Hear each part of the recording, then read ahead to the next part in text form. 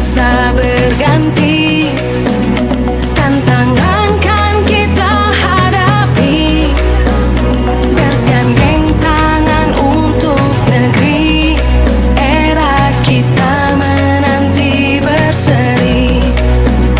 Kita belajar Pancasila, kita bernafas dalam sila-silanya.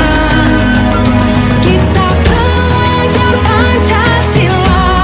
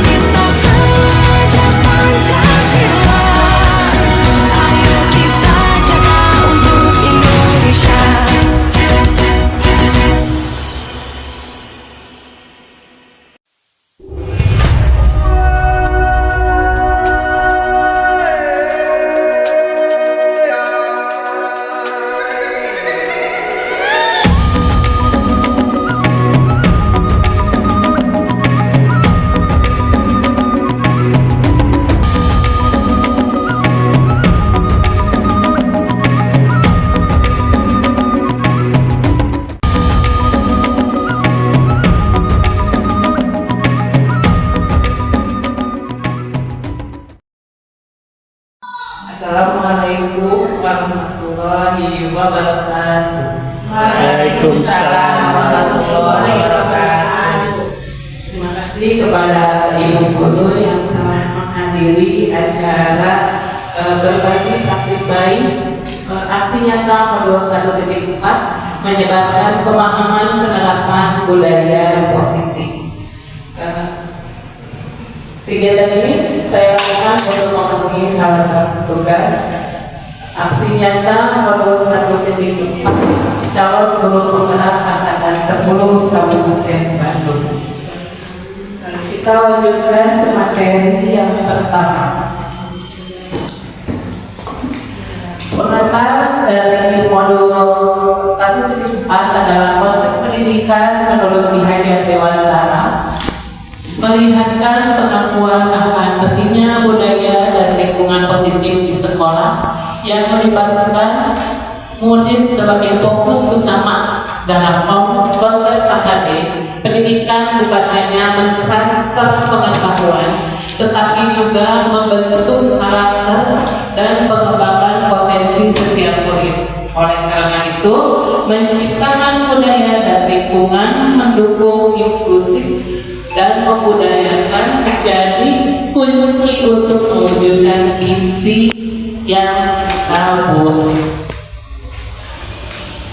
Konsep inti budaya positif ada 4. Yang pertama adalah perubahan paradigma baru, nilai-nilai kebaikan, motivasi perilaku manusia, keyakinan kelas, disiplin positif, kebutuhan dasar manusia, posisi kontrol guru, segitiga institusi. Jadi setiap tahapan ini seharusnya kita lakukan dalam kegiatan pembelajaran yang sesuai dengan filosofi akademik. Pembelajaran dengan paradigma baru, pembelajaran dengan paradigma baru ini merupakan pembelajaran yang dirancang berdasarkan pembelajaran diferensiasi, sehingga para peserta didik sesuai kebutuhannya berdasarkan pada perkembangan teori psikologi modern yang mewujudkan profil belajar Pancasila.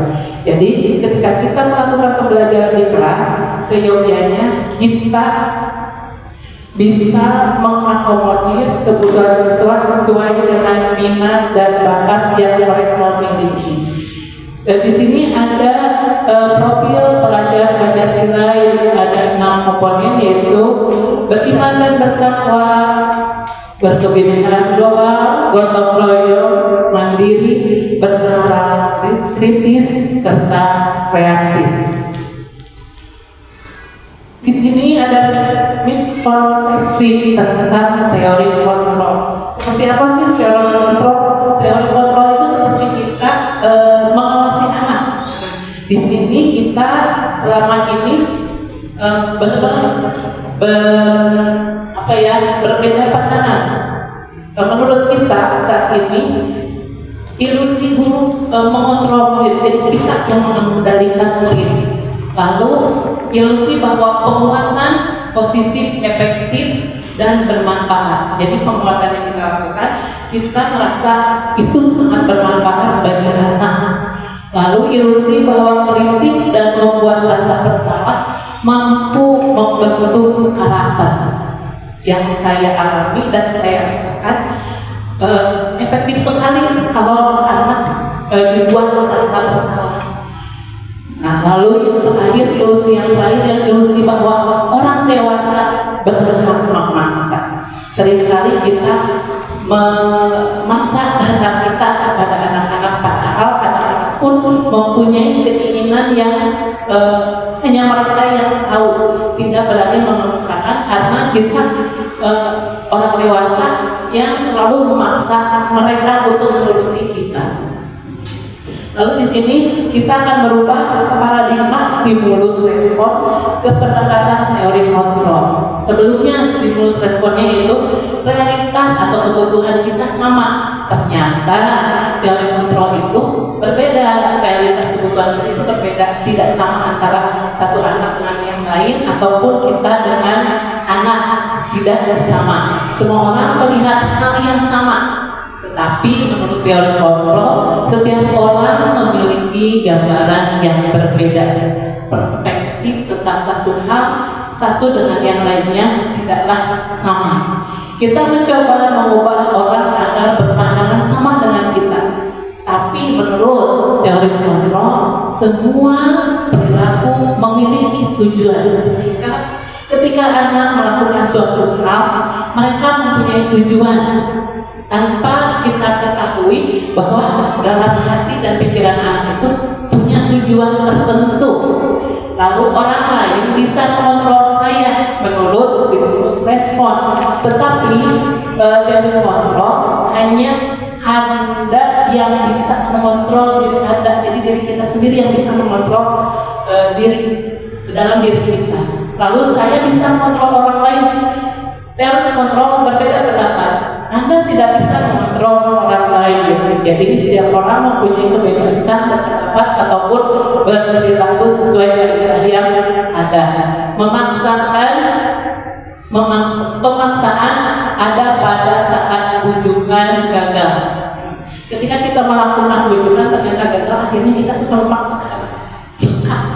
Padahal menurut teori kontrol, kolaborasi dan konsensus menciptakan pilihan-pilihan baru. Terakhir, model berpikir menang atau kalah. Tapi di teori kontrol, model berpikir menang. Jadi semua itu jadi tidak ada yang kalah. Selanjutnya kita masuk ke disiplin positif. Disiplin berasal dari kata disiplinah yang berarti belajar. Disiplin mengacu pada disiplin diri yang memiliki tanggung jawab terhadap apa yang dilakukan berdasarkan nilai-nilai yang diyakini. Nah, kalau pengertian disiplin positif merupakan salah satu cara penerapan yang bertujuan untuk menumbuhkan kesadaran serta memberdayakan peserta didik tanpa imbalan penghargaan atau ancaman. Jadi kesimpulannya, sebagai pendidik tujuan kita adalah menciptakan murid yang memiliki disiplin diri sehingga mereka berperilaku mengacu pada nilai-nilai kebajikan universal dan memiliki motivasi intrinsik dalam merubah perilaku ke arah yang lebih baik. Jadi pada materi disiplin positif ini, siswa yang menyadari harus disiplin tanpa kita paksakan. Jadi harus timbul dari dalam diri dan hati mereka. Selanjutnya, nilai-nilai kebajikan universal. Di sini saya hanya menuliskan sebagiannya Ibu tentang nilai-nilai kebajikan universal. Yang pertama, beriman dan bertakwa kepada Tuhan Yang Maha Esa dan berakhlak mulia, gotong royong, mandiri, kreatif, sopan santun, kerjasama, menghargai orang lain, dapat dirancang. Saya mengambil nilai-nilai kebajikan ini karena ini yang sering muncul di sekolah dasar. Tapi tidak menutup kemungkinan untuk menengah ke atas pun digunakan nilai-nilai kebajikan ini. Lalu kebutuhan dasar manusia. Tanpa kita sadari, setiap manusia itu memiliki kebutuhan dasarnya masing-masing. Kebutuhan dasar manusia adalah sesuatu yang dilakukan untuk mendapatkan apa yang diinginkan.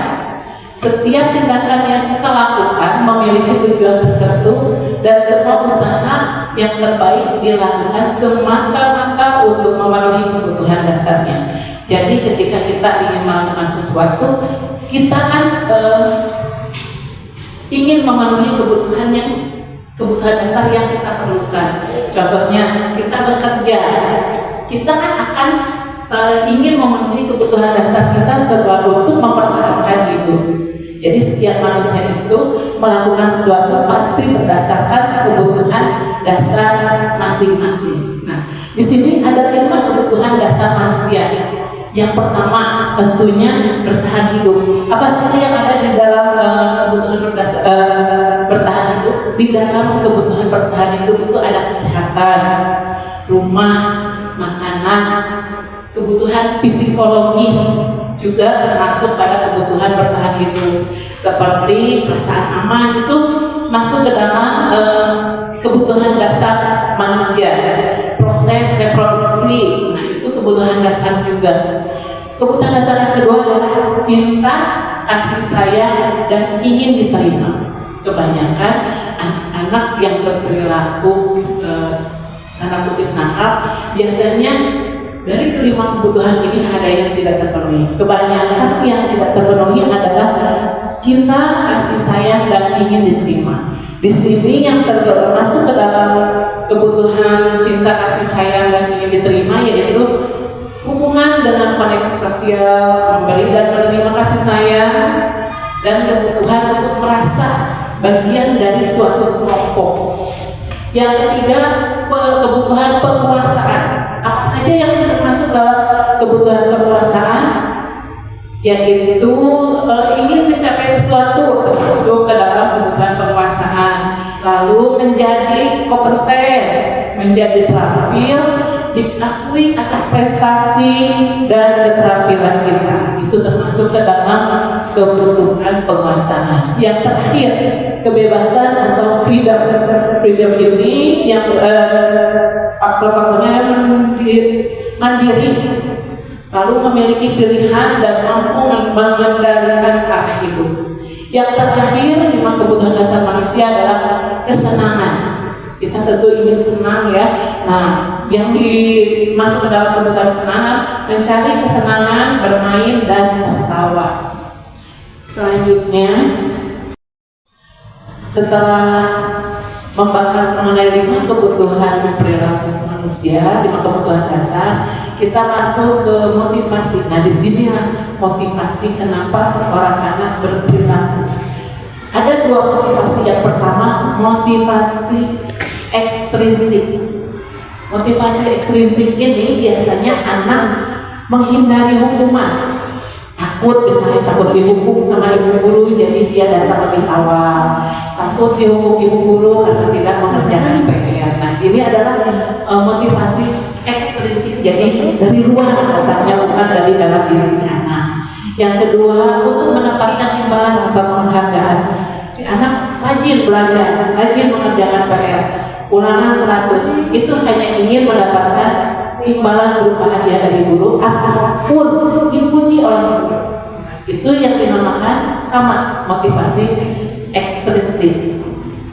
Tapi ada pula motivasi intrinsik. Motivasi intrinsik ini datangnya dari anak, kesadaran anak sendiri.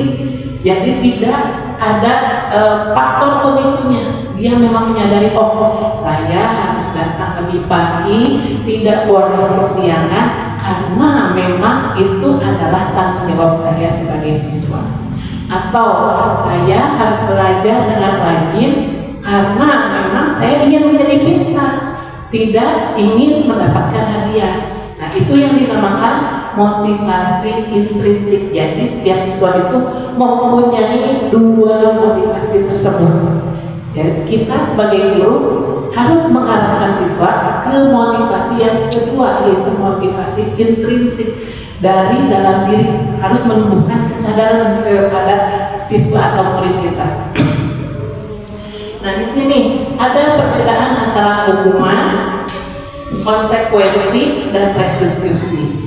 Hukuman itu biasanya tidak terencana, tiba-tiba contohnya anak datang terlambat, oh kamu ya datang terlambat ya, udah berdiri. Nah, itu datangnya secara tiba-tiba, lalu murid tidak tahu apa yang akan terjadi. Jadi setelah dihukum dia tidak, atau ketika dia datang terlambat dia tidak tahu hukuman apa yang akan gurunya berikan. Yang ketiga, hanya bersifat satu arah, jadi hanya guru ke murid saja menjudge, wah kamu itu salah gitu. Yang terakhir, hukuman berupa fisik atau psikis. Tanpa kita sadari, kita pernah melakukan hukuman-hukuman tersebut. Contohnya secara fisik, karena kamu tidak bisa mengerjakan soal matematika ini, kamu berdiri di depan. Nah, itu sudah hukuman secara fisik. Kalau secara psikis, ketika kita memberikan kata-kata yang mungkin menyakiti hati si anak. Yang kedua adalah konsekuensi. Kalau konsekuensi itu terencana, disepakati, Contohnya, kalau sebelum pembelajaran semester selanjutnya, biasanya nanti ya kalau yang datang terlambat akan dihukum. Itu konsekuensi. Murid tetap dibuat tidak nyaman. Murid akan tetap takut ketika kita membuat konsekuensi yang telah disepakati. Yang masih konsekuensi sama konsekuensi itu sama seperti hukuman bersifat satu arah. Yang terakhir, sikap guru memonitor selalu, ditinggal hiji-hiji dilihat, wah si dia salah ya, baru kita hukum. Itu tentang konsekuensi. Yang terakhir itu restitusi. Kalau restitusi ada berbeda dari kedua keadaan, yaitu proses menciptakan kondisi bagi murid untuk memperbaiki diri. Jadi ketika anak melakukan kesalahan, tidak kita hukum, tidak kita berikan konsekuensi, tetapi kita berikan perbaikan kepada diri anak tersebut. Yang kedua, proses kolaboratif agar murid dapat mencari solusi sendiri. Jadi kita hanya menuntut si siswa atau si murid bisa mengetahui solusi apa yang harus dia lakukan terhadap kesalahan yang dia lakukan. Nah, di sini ketiga keadaan dapat kita simpulkan bahwa yang terbaik tentunya adalah yang restitusi. Nah, di sini kita sebagai guru mempunyai posisi kontrol. Di sini ada 5 posisi kontrol bagi guru. Yang pertama, pembuku, teman, pemantau, pembuat merasa bersalah, dan manajer. Pembuku biasanya guru itu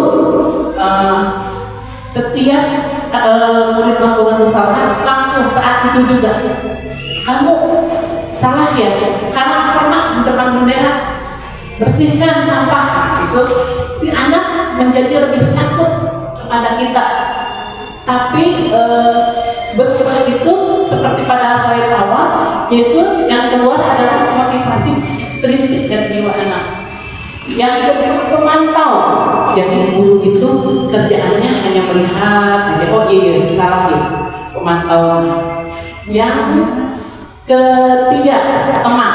Si guru ini pada posisi kontrol teman menempatkan diri sebagai temannya siswa, tetapi di sini tidak salah, hanya kurang efektif. Mengapa kurang efektif? Si anak akan cenderung bercanda, tidak muncul motivasi dalam dirinya bahwa kesalahan dia akan dia perbaiki, karena dia merasa bahwa gurunya adalah teman dia. Lalu membuat merasa bersalah. Contohnya ketika kamu tidak kasihan ya sama ibu, kamu kalau berbuat seperti itu tidak kasihan sama ibu. Nah itu, jadi si anak pada akhirnya setelah berbicara dengan guru, dia akan, aduh iya saya membuat ibu merugi, atau membuat ibu sakit hati, atau membuat ibu capek. Nah, itu juga kurang baik. Yang terakhir, posisi kontrol yang sangat ideal yaitu manajer. Kita memimpin atau membimbing anak ke arah yang lebih baik untuk menyelesaikan masalah-masalah yang dia hadapi. Nah, di sini ada contoh penerapan 5 posisi kontrol. Di sini misalnya kasusnya adalah siswa tidak memakai atribut saat hari Senin. Posisi guru penghukum, dia akan berkata, kamu hormat di depan bendera 1 jam. Nah, itu posisi kontrol guru sebagai hukum. Ada juga yang kedua, membuat merasa bersalah. Nah, ini guru yang membuat merasa bersalah kepada siswanya. Berapa kali ibu memberitahumu, kamu selalu mengecewakan ibu. Di sini ada kata mengecewakan, sehingga si anaknya, aduh iya, saya sudah mengecewakan ibu, saya sudah menyusahkan ibu. Dia merasa, jadi pada akhirnya tidak ada itu motivasi intrinsiknya. Di sini ada juga kalau posisi kontrol gurunya sebagai teman akan muncul kata, ayo dong ikuti aturan sekolah, tolong bantu ibu sekali ini saja. Ya sudah, tidak apa-apa, lain kali jangan berbuat seperti itu lagi ya. Nah di sini cenderung siswa kalau kata orang Sunda alonyin, biarin aja, dari ibu gurunya juga kayak teman sama aku. Jadi dia akan seperti menyepelekan kita. Pemantau, posisi guru pemantau, dia akan mengeluarkan kata ketika anak berbuat kesalahan. Kamu sudah melanggar peraturan sekolah. Kamu tahu konsekuensinya? Setelah kamu upacara, beli atributnya, koperasi, dan jangan diulangkan. Dia selalu memantau keadaan siswa. Ini yang paling ideal, posisi kontrol manajer. Di sini ketika guru mempunyai posisi kontrol manajer, dia akan mengatakan, apakah kamu tahu kesalahanmu? Dia akan menanyakan kesalahan apa yang siswanya perbuat.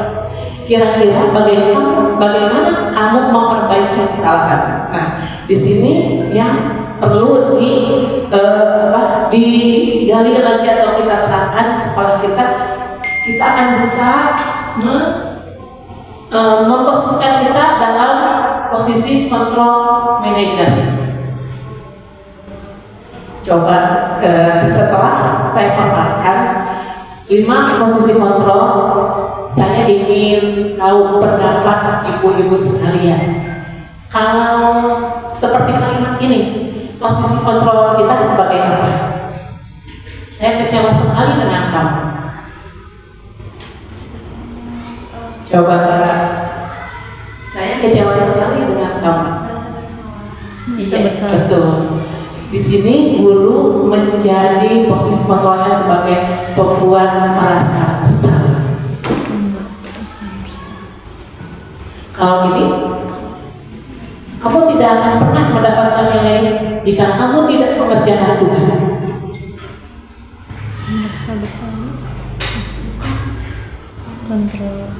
Posisi kontrol sebagai penghukum. Jadi dia langsung ke anak itu menjudge, kamu tidak akan pintar karena kamu tidak pernah mengerjakan tugas, atau tidak akan mendapatkan nilai bagus karena dia memberikan statement anak itu tidak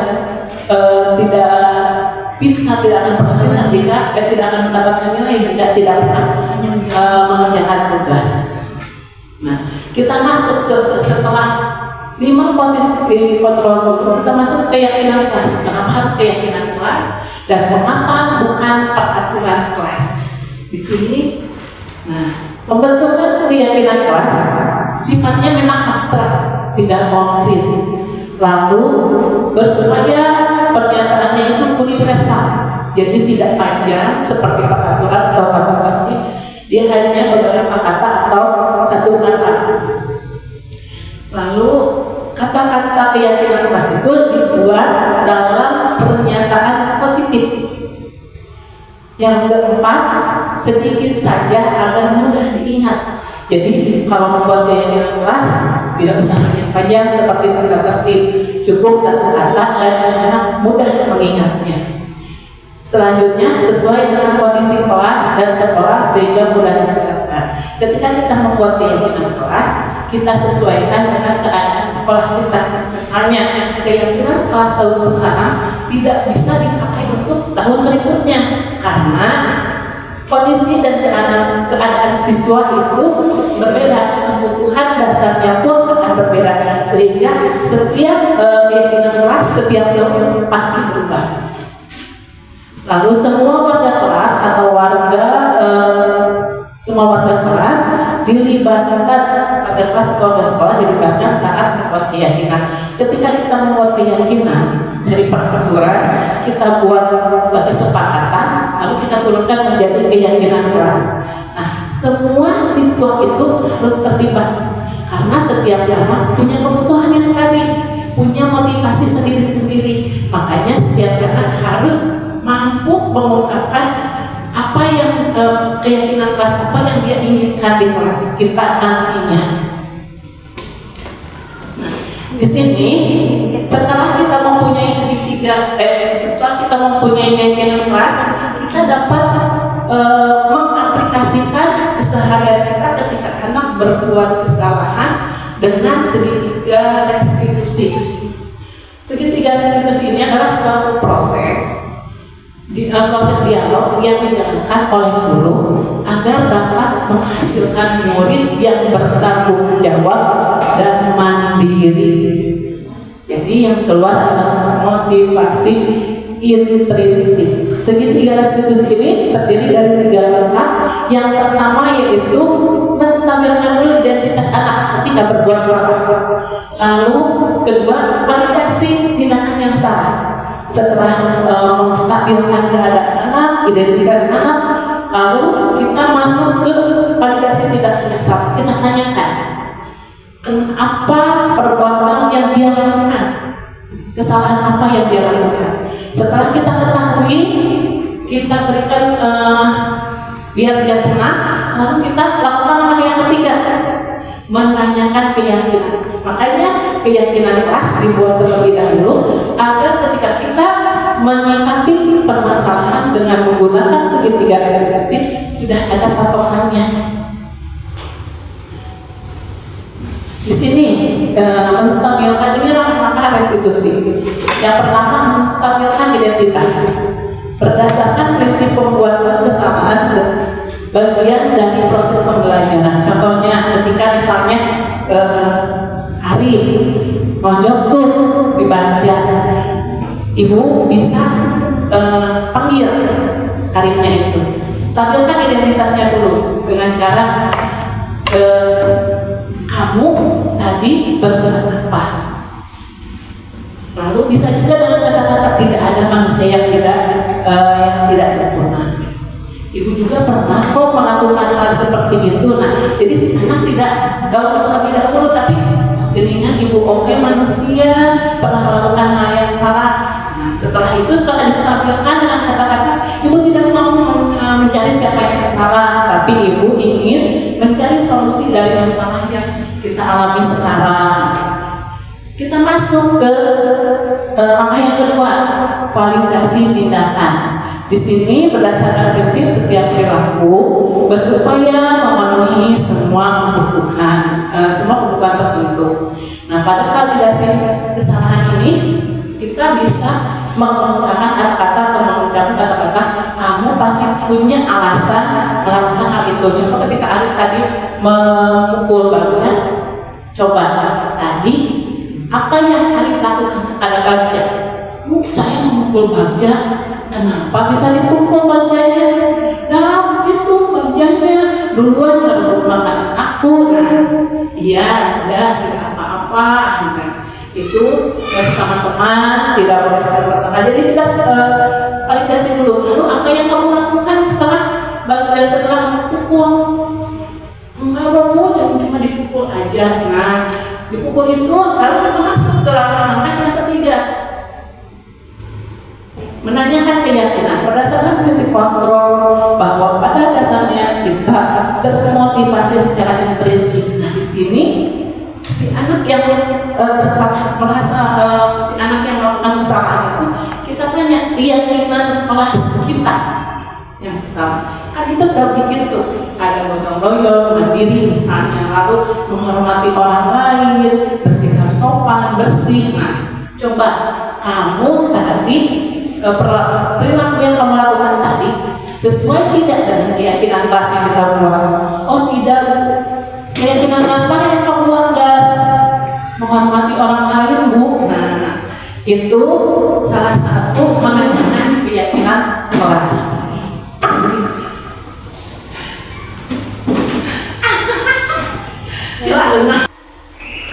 Nah, menanyakan keyakinan tadi setelah dibahas.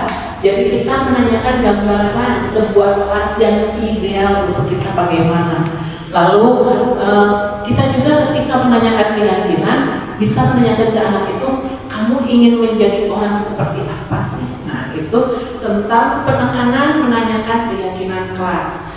Dari sini saya berharap kita dapat menerapkan segitiga restitusi saat kita melakukan pembelajaran di kelas agar menuntun siswa kita menjadi murid yang bahagia dan bisa menjalani kehidupannya di masyarakat. Kita sampai pada penutup. Nah, di sini sedikit akan saya simpulkan. Dalam penerapan disiplin positif, hendaknya guru memiliki kepribadian profesional dan sosial dengan baik, di mana guru selalu merefleksi dirinya dalam posisi kontrol saat ini. Jadi guru itu harus profesional terhadap pekerjaan dan keadaan yang dihadapi, dan kita harus bisa mengontrol keadaan sosial kita ketika kita dihadapkan dengan masalah yang berkaitan dengan murid.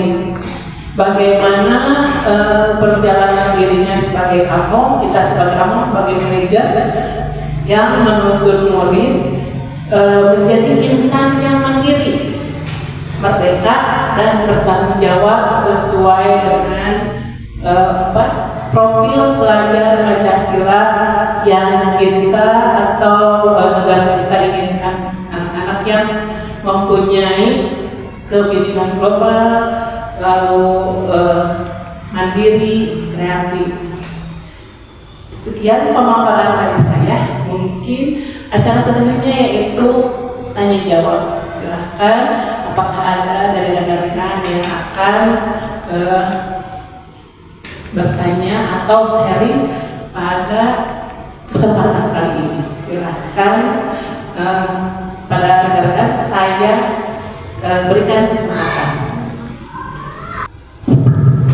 Silakan Bu Lini. Saya mau bertanya, misalkan nih Bu, kita di kelas itu sudah membuat kesepakatan bersama gitu ya, keyakinan kelas.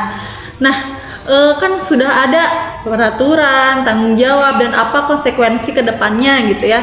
Kalau misal si anak itu ada satu anak nih, dia tuh terus melakukan kesalahan yang sama, apa yang bisa kita lakukan untuk menghindari itu gitu? Ya, terima kasih Bu Lini atas pertanyaan. Pertanyaannya sangat bagus sekali ya. Nah, bila ada anak yang tetap melakukan kesalahan yang sama dan berulang-ulang, kita sebagai guru bisa mensiasatinya dengan cara terus mengingatkan tentang keyakinan kelas tersebut. Sebetulnya sebelum menjadi keyakinan kelas itu, kita masuk ke tahapan membuat diagram T. Nah, di diagram T dan diagram Y itu si anak akan membaca dan ada beberapa keadaan yang mungkin dia akan ingat. Dari diagram-diagram itu kita tidak akan terlalu capek, walaupun kita harus tetap mengingatkan anak tersebut, tapi setidaknya dengan keseharian dan rutinitas yang dilakukan dengan terus mereka membaca. Makanya diagram T dan diagram Y disimpan di daerah atau di tempat yang memang strategis dan bisa anak-anak jangkau untuk membacanya. Mungkin seperti itu Bu Lini. Terima kasih Bu. Sama-sama. Silakan selanjutnya, silakan. Saya Bu. Ya, silakan. Ya, terima kasih Bu Liza. Bu mau tanya, kalau misalkan kan Ibu udah mencoba bikin keyakinan kelas. Cara mengukur keberhasilan penerapan keyakinan di kelas Ibu itu kayak gimana? Nah, bagus sekali pertanyaan dari Bu Liza ya. Untuk mengukur seberapa efektif sih keyakinan kelas itu sudah diterapkan di kelas kita dengan cara adanya kesadaran dan motivasi intrinsik yang timbul dari setiap siswa tanpa kita ingatkan, tanpa kita terus tegur, tapi mereka akan termotivasi termotivasi dengan sendirinya keluar rasa tanggung jawabnya. Nah, itu yang titik tolak atau tolak ukurnya di sana ketika anak tidak harus diingatkan dan tahu tanggung jawabnya sendiri. Ya. Terima kasih Bu Kiza. Silakan, apakah ada yang lain? Ya, siapa lagi? Oh, silakan Bu Sipa. Saya ingin bertanya, kalau kita sudah membuat keyakinan kelas, tapi terkadang guru tanpa sengaja suka memaksakan kehendaknya kepada anak-anak, apa pengaruh jangka panjang dan jangka pendeknya terhadap anak? Terima kasih, bagus sekali pertanyaannya Bu Sipa. Nah, saya akan mencoba menjawabnya ya. Pengaruh dari guru ketika tanpa disadari posisi kelompok hukum itu muncul, jangka panjangnya adalah siswa atau murid tidak memiliki motivasi intrinsik, tidak akan muncul rasa tanggung jawab dalam dirinya. Jadi yang keluar hanya rasa takut dan tidak bertanggung jawab. Sedangkan jangka pendeknya adalah ketika teman-teman yang lain melihat, mereka akan menirukannya perilaku temannya, sehingga banyak terjadi pelanggaran-pelanggaran di kelas. Ya, ya mungkin tidak ada yang bertanya lagi. Saya akan menutup diseminasi hari ini. Semoga apa yang saya paparkan dapat kita terapkan dalam pembelajaran kita sehari-hari sehingga menciptakan murid-murid yang bahagia dan mandiri serta bisa bertanggung jawab terhadap dirinya serta lingkungannya. Saya ucapkan terima kasih kepada rekan-rekan yang telah mengikuti acara diseminasi ini. Semoga apa yang saya paparkan menjadi manfaat bagi kita semua. Terima kasih. Wabillahi taufiq wal hidayah. Wassalamualaikum warahmatullahi wabarakatuh. Waalaikumsalam warahmatullahi wabarakatuh. Bermanfaat sekali. Alika, ibu dengar tadi dari ketua kelas kamu berantem sama Aida. Habis kesal sih, Kesal kenapa? Aida terus mengolok saya dengan menggunakan nama orang tua. Oh gitu. Ibu pun kalau menjadi Alika akan berbuat hal yang sama. Kalau apa yang kamu perbuat ke Aida? Saya marah-marah, saya maki-maki Aidan dan bapak saya mendorong Aidan. Oh begitu. Kamu berbuat seperti itu pasti punya alasan. Iyalah Bu, masa saya dimaki-maki diam saja. Ya wajar kalau kamu merasa marah, tidak ada yang mau diolok-olok. Ibu sangat menghargai tindakan kamu dan tidak berbuat lebih dari yang kamu perbuat tadi. Coba kita pikirkan tindakan kamu sampai mendorong Aidan, apakah sesuai dengan keyakinan kelas yang kita yakini? Tidak. Menurut kamu keyakinan kelas apa yang kamu langgar? Menghormati antar teman. Ya benar, menghormati antar teman. Menurutmu menghormati antar teman penting tidak? Penting Bu. Baik, kalau menurut kamu penting, jadi keyakinan apa yang harus kamu lakukan pada saat kamu sedang marah? Lebih bersabar. Kamu bersedia memperbaiki kesalahan itu? Mampu. Apa yang akan kamu lakukan untuk memperbaiki kesalahan? Saya bisa lebih bersabar dan menahan amarah saya. Tepat sekali tindakan yang akan kamu ambil. Sekarang ibu harap kamu bisa mengaplikasikan keyakinan yang kamu pahami. Sekarang terima kasih dan boleh kembali. Selamat siang Bu. Kita diskusi sebentar ya. Ya Bu. Ibu udah beberapa kali lihat datang terlambat. Udah berapa kali datang terlambat? 3 kali Bu. Oke, 5 kali. Memang kita pernah berbuat kesalahan, tapi yang penting di sini adalah Mira bisa memperbaiki kesalahan itu dan mencari solusinya. Ya Bu, Kamu datang terlambat itu pasti ada alasannya. saya sering tidur larut malam Bu, sehingga karena saya senang menonton drakor Bu, sehingga saya bangun kesiangan sehingga telat berangkat ke sekolah. Menurut Mira, datang terlambat itu sesuai dengan keyakinan kelas tidak? Tidak Bu, Keyakinan kelas yang Mira yakini apa? kedisiplinan Bu. Oke, kedisiplinan. Menurut Mira, kedisiplinan itu penting atau tidak? Penting Bu, karena itu membuat dia belajar untuk selalu menghargai waktu dan mentaati peraturan. Oke, menghargai waktu sangat penting ya, seperti menghargai orang-orang di sekitar kita. 2, 3. Oke, penting menghargai waktu sangat penting seperti kita menghargai orang-orang di sekitar kita.